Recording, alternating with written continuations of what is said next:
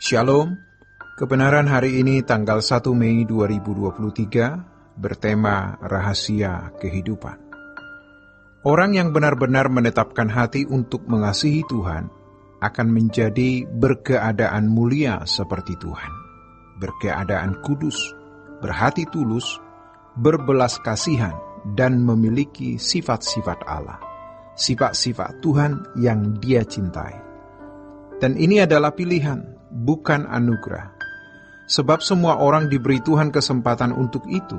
Masalahnya, apakah seseorang memilih dan menggunakan kesempatan itu dengan baik?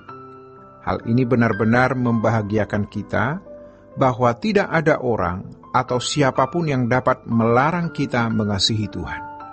Tidak ada orang yang bisa menghalangi kita mengasihi Tuhan. Memang ada gangguan-gangguan yang kuasa kegelapan lakukan agar kita tidak mengasihi Tuhan.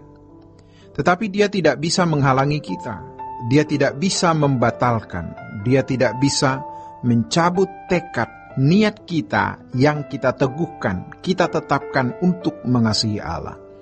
Kita yang harus membuat cinta kita kepada Tuhan itu membara, menyala. Kita yang menyalakannya dan membuat membara. Sementara kita berkeadaan belum mulia, sementara sifat-sifat manusia lama kita masih melekat di dalam diri ini, sementara kita masih bisa melakukan banyak dosa dan kesalahan.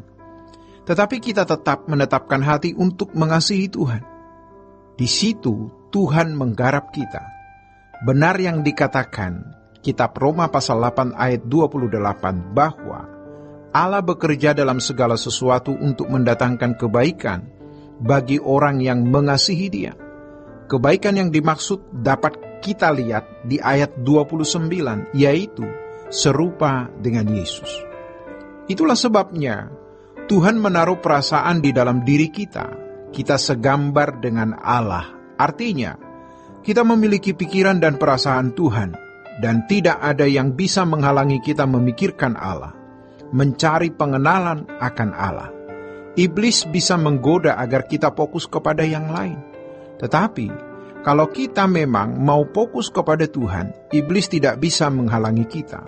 Tidak ada yang bisa menghalangi dan melarang kita untuk mencari Tuhan, memikirkan tentang Tuhan, mengenal Tuhan, dan mengasihi Dia. Jangan sampai hati kita direbut oleh dunia, sebab iblis berusaha merebut hati kita dengan mempertontonkan, menunjukkan keindahan dunia. Dan banyak orang yang terpikat, tertarik, lalu menikmati dunia ini. Sehingga selera jiwanya menjadi sesat, rusak, dan hatinya terfokus kepada dunia. Dan firman Tuhan mengatakan bahwa keinginan dunia ini membinasakan. Dunia dengan segala keinginannya akan binasa. Tetapi orang yang melakukan kehendak Allah hidup selama-lamanya. 1 Yohanes pasal 2 ayat 17. Kita bisa memiliki hidup kekal dan menjadi mulia karena memiliki sifat-sifat Allah. Jadi, kepada siapa hati seseorang tertaruh, dia akan berkualitas seperti objek yang kepadanya ia menaruh hatinya. Di dalam Lukas pasal yang keempat ayat 5-8, Tuhan Yesus dibawa ke tempat tinggi dan kepadanya ditunjukkan keindahan dunia ini, kemuliaan dunia. Dan iblis menawarkan keindahan dunia kepada Yesus dan memberikannya asalkan Yesus mau menyembahnya. Tetapi Yesus berkata, engkau harus menyembah Tuhan Allahmu dan hanya kepada Dia sajalah engkau berbakti. Menyembah artinya memberi nilai tinggi atau proskuneo. Kepada objek apa kita memberi nilai tinggi, kepada Dialah kita menyembah. Dan yang kita sembah itulah yang kita cintai. Dan yang kita cintai itu yang akan memberi sifat-sifat dan keberadaan. Jikalau seseorang mencintai dunia, maka sifat-sifat dunia akan diserapnya. Mengerikan. Jika seseorang mencintai dunia, maka kualitas hidupnya seperti dunia. Tetapi, kalau orang mencintai Tuhan, maka ia menjadi mulia seperti Allah yang adalah mulia. Ia menjadi kudus, menjadi tulus, dan memiliki sifat-sifat Allah yang agung itu. Jadi, bagaimana nasib atau keadaan kekal seseorang ditentukan oleh diri orang itu sendiri. Maka Allah memberi perasaan dan pikiran. Dari pikiran dan perasaan inilah manusia bisa memiliki kehendak bebas. Kita bisa mempertimbangkan dan bisa mengambil keputusan dan memilih.